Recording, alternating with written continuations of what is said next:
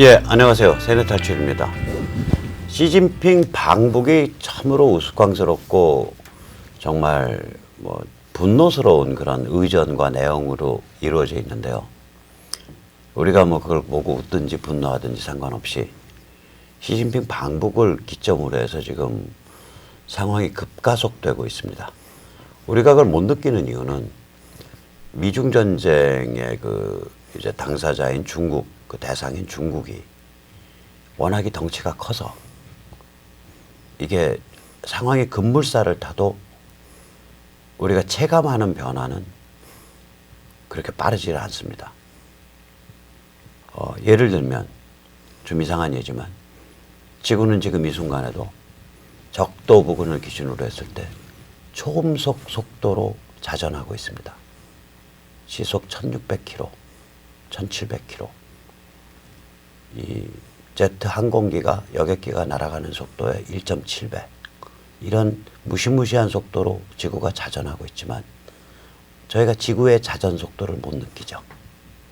이게 덩치가 커놓으니까, 관성이 있어서 항속 운동을 하니까 그렇습니다. 그와 좀 비슷하게 중국 역시 워낙 덩치가 큰 데라 미중 전쟁이 이렇게 가파르게 급가속되고 있지만 그 결과가 우리가 주의 깊게 보지 않으면 안 느껴지고 그냥 평온한 일상만 진행됩니다. 이러다가 어느 한순간에 평양 붕괴라는 무시무시하고도 기쁜 일이 펼쳐지는 수가 있습니다. 자, 이제 시진핑 방북 이후에 어떻게 급가속되어 가는지 경기대학교 조성환 교수님을 모시고 말씀을 듣도록 하겠습니다. 안녕하세요. 네, 안녕하세요. 폼 이빠이 잡고서 전마디 딱 한 자리 깔았습니다.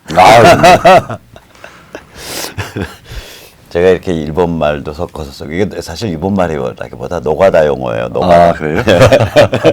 제가 그 현장 사람들하고 잘 놀고 그래가지고 말이 그렇습니다.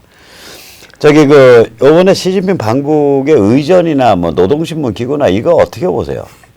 그러니까 제 관점이나 보통 사람들은 아무 내용도 없어요. 없는데 이 말하자면은 어떻게 조공 국가에 해당하는 평양에 가서 노동신문에다가 직접 기고를 해요. 근데 그 기고 내용을 보면은 유치찬란하잖아. 문장도 그렇고. 유치찬란하죠, 뭐. 아니, 아로새긴다는 단어가 5번인가 6번 나와.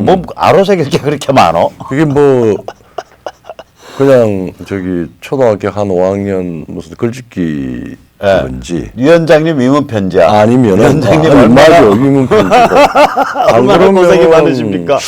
한 400년 전에 명청 시기에 황제가 내리는 그래도 그럴싸한 문장도 아니고 이건 도대체 감을 잡을 수가 없어요. 그러니까 아주 상스러운 문장으로 위원장님 위문 편지를 쓴 거야, 진핑이가.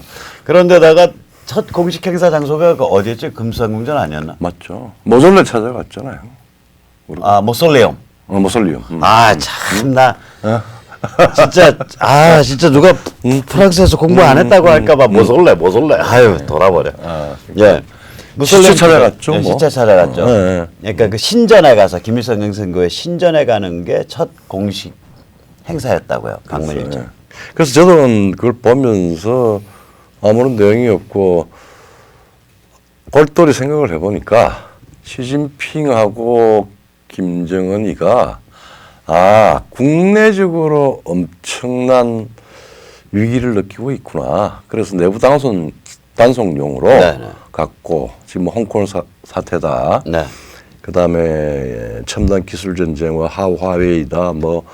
그다음 좀 있으면 금융까지 이런 말하자면은 이슈를 전환하는데 그 맥락에서 이해가 될 수 있고 그런 것 같으면은 다른 한편으로 보면은 미국이 자연스럽게 지금까지 해왔던 대북 혹은 대중국 말하자면은 제압, 압력, 봉쇄, 포위 이런 전략의 이 모드를 또 한 번 바꿀 수 있는 중요한 힌트를 미국한테 준 것 같아요. 그리고 나는 그게 읽혀져요.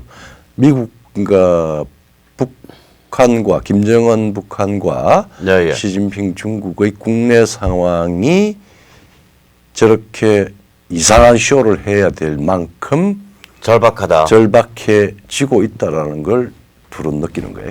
예, 예. 둘 다 필요하죠. 그러니까 일단 미국이 너 참 평양 잘 갔어. 나 선물 줄게 해서 선물 일단 2개 딱 던졌거든. 던졌죠, 뭐. 하나는 뭐였냐면 중국의 서버 산업을 망쳐버렸잖아요. 그렇죠. 예. 그러니까 서버 칩을 만드는 AMD 예. 전 세계적 서버 칩 회사인 AMD와의 합작 회사인 서버 칩 생산업체 3개를 예, 예. 기술 제재 가해버렸고 예. 그다음에 서버 만들 때 필요한 PCB 보드 업체 인민해방군 소유의 PCB 보드 업체를 기술 제재 가했고 예. 그다음에 서버 시스템 자체를 만드는 세계적인 회사 수곤을 기술 제재 가해버렸거든요. 그렇죠. 예. 그래서 이 5개 회사 딱 상대로 기술 제재 가해버리니까 이제 중국의 서버 산업은 망한 거예요. 그러니까 중요한 아주 첨단 부분은 주체 중화, 네.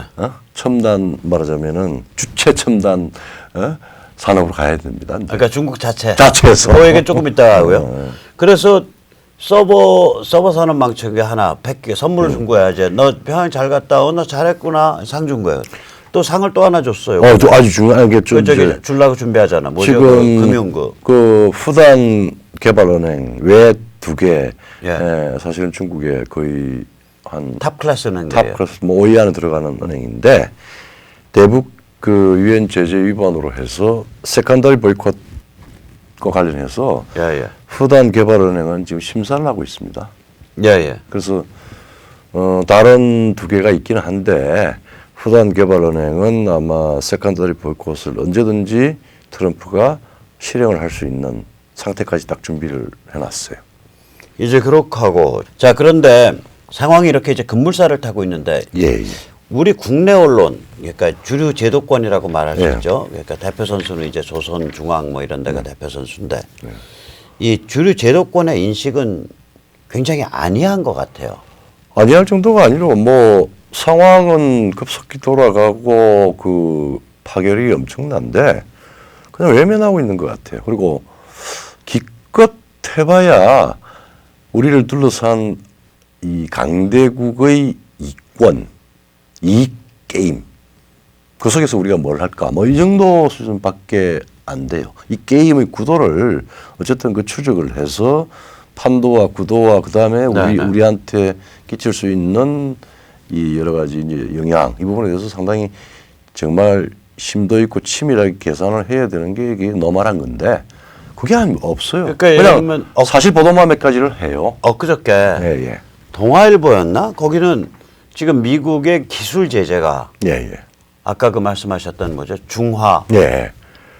주체 기술 주체 기술. 자립으로 나타날 거다. 그래서 오히려 중국의 기술력이 강화될 거다. 뭐 이런 얘기를 포린 어페이즈의 그 저기 뭐야 그 라스코이라고 듣보잡 친중 젊은 학자 그 에세이 빌려가지고 주절됐거든요. 예. 그 조선일보는 또 그리고 화웨이에 대해서 뭐라 그랬더라? 화웨이에 대해서 뭐라 그랬는데? 화웨이가 그 뭐야 자체 OS나 자체 OS. OS를 충분히 개발해서 예. 할 수 있을 거다 뭐 이런 식으로. 예, 근데 제가 다시 한번 말씀드리지만 저기 그 오픈 소스로 누구든지 갖다 쓸 수 있는 모바일 폰 OS가 최소 아무리 좁게 잡아도 2-3개. 그렇죠. 좀 많이 잡으면 6-7개까지 있습니다. 그렇죠. 예. 그 얘기 뭐냐면 폰 자체가 전화 걸고 뭐 메시지 받고 작동하는 것까지는 해요. 예. 문제는 뭐냐? 그 다음번에 그러면 따따따는 어떻게 할 텐데? 그러니까요. 각종 앱은 어떻게 할 텐데? 그러니까. 예. 거기 답이 없는 거야. 그리고 중국은 그러니까 스마트폰은 만들지 말라 이렇게 되는 거예요. 우리가 스마트폰의 기능들은 여러 앱들이 다 세계적인 앱들이 같이 작동하면서 작동하는 거잖아요. 그리고 또 뭐 포린 어페이즈에 또 요상한 글이 하나 쓸렸는데 트럼프가 좀 잘못 길을 들은 것 같아. 21세기의 이 현 상황에서 트럼프는 19세기적인 방법으로 중국을 길들이려고 하고 있다. 네네. 왜냐하면은 더 많이, 그러니까 말하면 집중적으로 중국은 국가가 중심이 돼서 첨단 쪽에 투자를 하고 해가지고 지금 괄목하고 예. 성장을 했는데 과연 미국이 그랬는가? 뭐 이민이다 뭐다 하는 예. 이런 이야기가 있고 말하자면은 지금 미국이 가지고 있는 해체에 대한 아주 그냥 물리적인 이 통합 노력, 그다음에 네네. 또 중국과의 싸움 뭐 이런 식으로 해서 19세기적인 방법으로 중국을 손대려고 하고 있다라고 해서 또 이제 뭐 잘못된 방법이다. 그래서 과학 기술도 투자하고 중국이 첨단에 도전을 해오면은 스푸트니크 쇼크에 그 적응했던 케네디 패턴 같이 그렇게 해야 된다라고 이제 이야기를 했는데 제가 그런 또 친중파 학자가 또 또 있었거든요. 예. 예. 도니얼런인가 하는 친구인데 그 친구가 그렇게 이야기를 했는데 제가 그걸 보면서 그래 중국이 21세기 첨단 시대에 도전을 해서 미국이 19세기적으로 대응을 했다라고 이야기를 했는데 중국의 도발 그다음에 도전은 그게 과연 21세기적인 방법인가? 아니라는 이야기예요. 그거는 16세기도 안 될 것 같은데. 그 진시황제식이죠. 진시황제 2000년 전인데. 뭐 2000년 전에 BC 3세기 때. 그리고 뭐 기껏 올라와봐야 7세기의 당나라 수준이란 말이에요.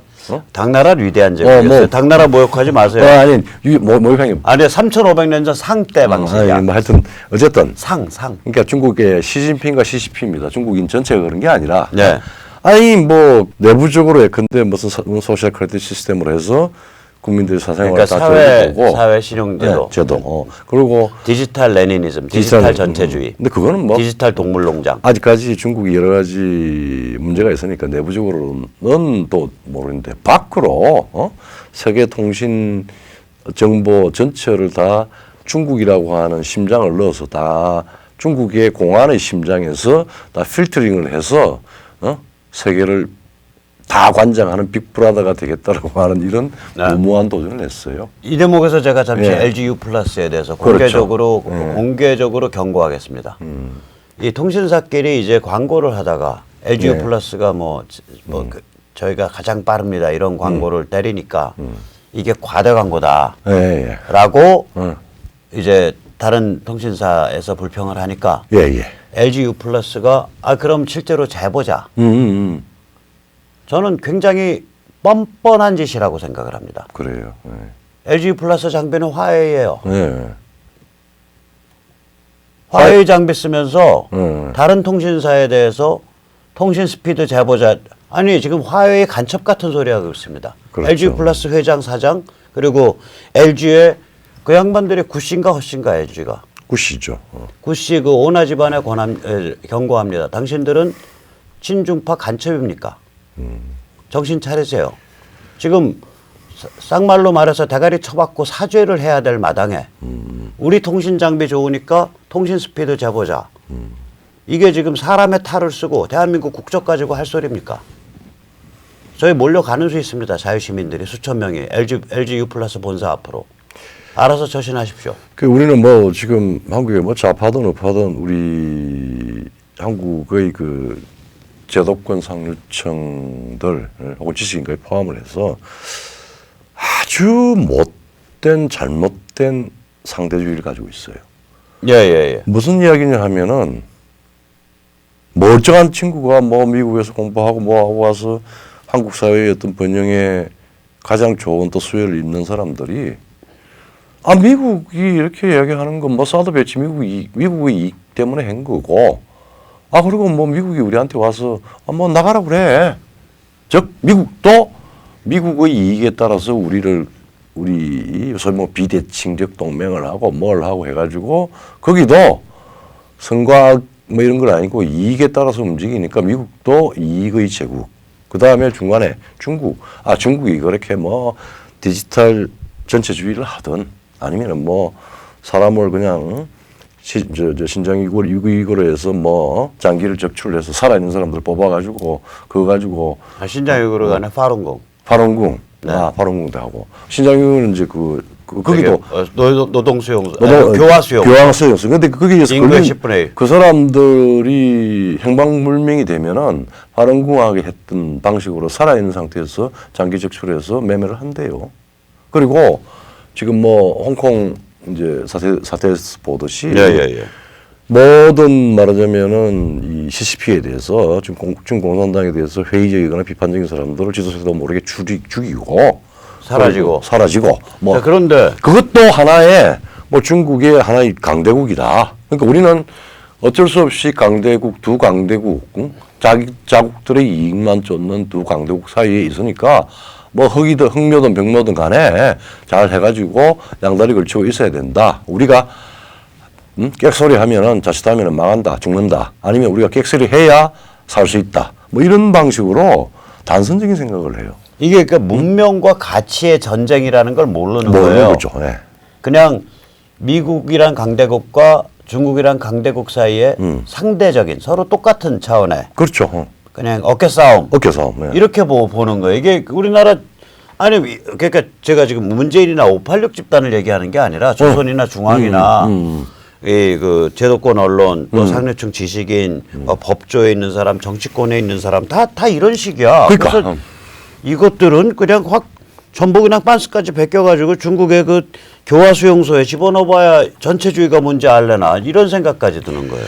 그래서 이게 말하자면은 우리가 너무 작다라고 하는 말하자면은 그 열등의식이 있고 밑도 끝도 없는 미국에 대한 피해 의식이 있고 또 밑도 끝도 없는 중국에 대한 우호적 감정이. 우호적인 감정이 있어요. 예, 그게 이상한 거예요. 근데 그게 이상한 거예요. 좀 엄격하게 해석을 하면 그렇죠. 이런 제도권 상류층들이 그러니까 이거 문재인 586 집단 얘기하는 거 아닙니다. 살만한 사람들이 결국 보면은 분단이 유지되면서 지금 자기들이 누리고 있는 입지 상대적인 그 지배적 입지가 유지되는 거를 원하는 거예요. 이 사람들은 분단이 붕괴하거나 약화되면 자기들이 누리고 있는 상대적인 우월적 입지가 재조정당하고 위협받는다고 느끼는 것 같아요. 본능적으로 그렇게 느끼는 것 같아요. 그러니까 두고 하나는 계산된 거고 변경을 하면은 자기들의 입장이 상대화되거나 아니면은 최근에 생겼던 탄핵 사태다 뭐다 해서 상당한 타격을 본다. 타격을 보거나 책임 추궁을 받을 역사적인 책임을 아마 져야 될 거예요. 거기에 대한 거기에 대한 계산 때문에 굉장히 지극히 기회주의적인 입장을 취하고 그러니까 있습니다. 미중 전쟁을 아예 개무시해 버리고 트럼프는 쌍스런 장사꾼이어서 날뛰는 놈으로 치부하고 그 다음에 이제 뭐 그 북한 분단이나 이런 구조는 계속 그냥 갈 거라고 생각하고 이런 그 망상 세계에서 살아요. 그렇죠. 조중동 포함하는 우리나라 제도권 상류층 지식층이 전부 그래요. 그러니까 조중동은 사실은 지금까지 대한민국의 예. 밤의 황제가 아니라 영원한 제국이었습니다. 근데 이제 그 예, 예. 지위를 예. 계속 지속하겠다라고 하는 거 그거 분단 상태나 미국과 중국이 티격태격하면서 분단 상태에서 있는 게 훨씬 더 그 입지를 유지하는데 유리하다고 판단하고 있는 판단할 거. 수 있다고 오해를 할 수 있죠. 뭐 그 사람들이 오해하는 거죠. 네, 그렇지. 예. 유리하게 판단하고 판단했다고. 유리하다고 오해하고 있는 거죠. 오해하고 있는 거고.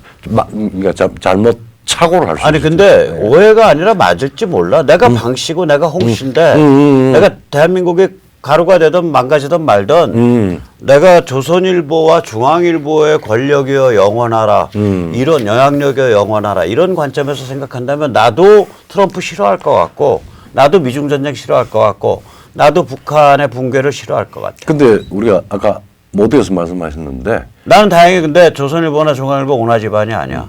그러니까 송이영도 아니고 김대중도 아니고. 지구는 하루에 그러니까 한 시간당 1,600km를 네, 초음속으로 자전하잖아요. 네, 자전 속도가 그렇게. 근데 우리는 못 느끼잖아요. 네. 근데 해는 뜨고 또 해는 지고 달은 뜨잖아요. 네, 또 계절은 가고. 네. 지금 현재 일어나는 문명과 가치의 전쟁은 바로 조선일보나 동아일보나 뭐 문재인이나 누구나 뭐 아무리 망상을 꿈꿔도 그냥 진행되는 거예요. 그 방향과 네. 속도는 이미 점점 더 가속되고 있다. 이미 나타났고 가속되고 있다는 겁니다. 예. 그래서 뭐 우리가 고민해야 될 거는 그 가속된 여러 가지 변화의 중요한 구도와 속도와 그다음에 상호작용에 대해서는 정말 우리가 강대국에 끼어 있는 작지만 중요한 국가라면 예, 예. 그런 부분에 대해서 지금 방식을 좀 탈피를 해야죠. 근데 이 대목에서 이제 요번에 이제 자유한국당 황교안 대표도 좀 잠깐 비판을 하고 넘어가야 될 것 같은데. 그것도 그렇죠. 예.